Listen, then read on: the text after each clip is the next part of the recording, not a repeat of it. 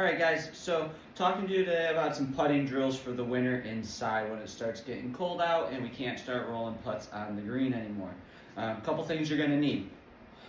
Golf ball, and then obviously the balls that you're going to be using. And then I have a couple head covers here that we'll be using, and then also a putting mirror as well. Okay, so let's get into that first drill.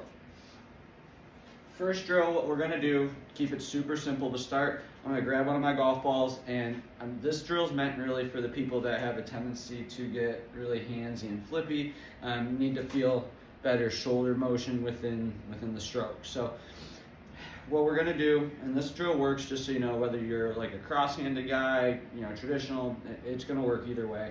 What I'm going to do though is I'm going to take this ball, and I'm actually going to put it against the shaft of the putter and against my wrist here on my right hand. So for me, if I'm putting traditionally, I'll back up a hair. So if I'm putting traditionally, that's going to go on my right wrist. My left hand would come on here.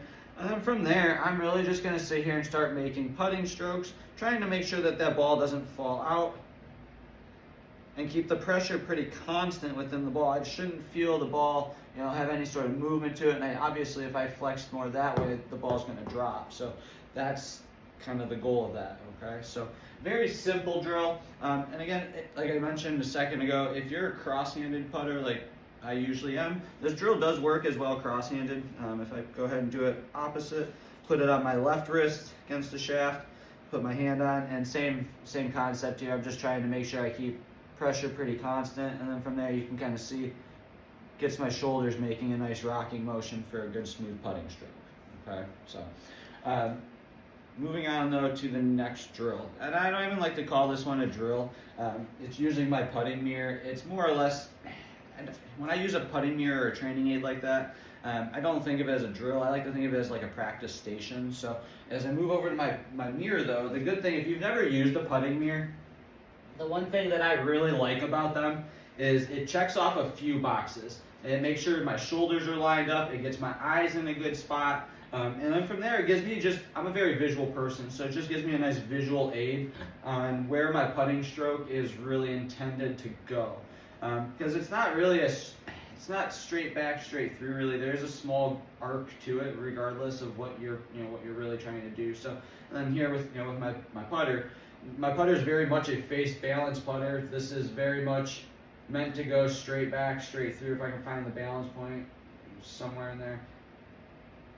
And you can see it's very much a face balance putter, so I don't want a lot of face rotation. So that's why I like my putting mirror. And to be totally real with you, I figured out, I don't know, maybe about 5 weeks ago when I first started kind of really getting into it with my mirror here, I had a tendency to line up with my putter handle too far forward, and I was opening the face, I don't know, 1, maybe 2 degrees, which is a ton in putting. So the putting mirrors really helped me tighten that up and help me figure out how to get lined up again with my putter face square. So that's been an awesome discovery for me already early on this winter. So I highly suggest, if you don't have a putting mirror, I highly suggest getting one. They can be extremely useful. You can find them on Amazon fairly cheap. If you have questions about it or need help finding one, just let me know in class or whatever, flag me down. So that brings me on to the third and kind of final way I like to practice though in the winter at home. That needs me to grab these 2 head covers that I have. So I like using something with flat edges here, okay? So you could use a couple books. Really, you could use it, again, like I said, anything that's got some flat edges, that's really the goal. Books, head covers work really well. That's where I would start though. But anyway, what I'm going to do is I'm going to place these on the ground, and when I do place these on the ground, I want to make sure that I use my club head as kind of the gauge. And again, it's a twist on the traditional gate drill, right? Like when we're on the putting green and we use tees outside our putter head. Obviously, I can't stick tees in my carpet. My wife might get mad at me. So I prefer to use my 2 head covers. And then from there, I'm just going to sit here and practice my putting stroke, trying not to hit any of these head covers and knock them out of the way.